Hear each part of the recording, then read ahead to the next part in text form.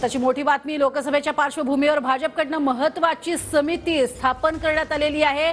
दुसऱ्या पक्षातून येणाऱ्या राजकीय नेत्यांबाबत समिती निर्णय घेणार आहे। समितीच्या परवानगीनंतर बाहेरच्या नेत्यांना पक्षात स्थान मिळणार आहे।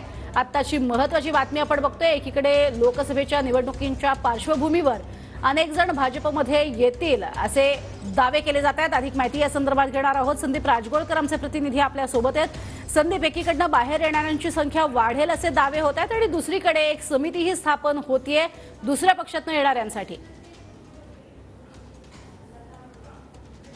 अगदी बरोबर आहे प्रज्ञा। 2024च्या ज्या लोकसभा निवडणुका होणार आहेत किंवा आगामी वर्षामध्ये म्हणजे या वर्षामध्ये ज्या विधानसभा निवडणुका होणार आहेत या पार्श्वभूमीवर भाजपमधलं इनकमिंग जे आहे ते आता खडतर असणार आहे अनेक नेत्यांसाठी असं म्हणावं लागेल।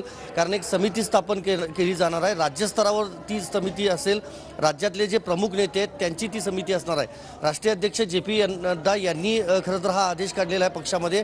आणि जर दुसऱ्या पक्षातला नेता जर भाजपमध्ये प्रवेश करायला इच्छुक असेल तर ती समिती त्या बाबतीतला निर्णय घेणार आहे। त्याचा अहवाल जो आहे तो हायकमांडकडे नंतर पाठवला जाणार आहे। मात्र त्या नेत्याला पक्षामध्ये घ्यायचं की नाही त्या राज्यामध्ये याचा अंतिम निर्णय जो आहे तो ती समितीच घेणार आहे। त्यामुळे इनकमिंग करणारे जे काही लोक असणार आहेत इतर पक्षातले भाजपमध्ये येण्यासाठी जे इच्छुक असणार आहेत त्यांच्या इच्छेवर मात्र हे नक्कीच पाणी फिरू शकतं आणि त्यांचा जो प्रवास आहे तो खडतर होऊ शकतो हे मात्र नक्की।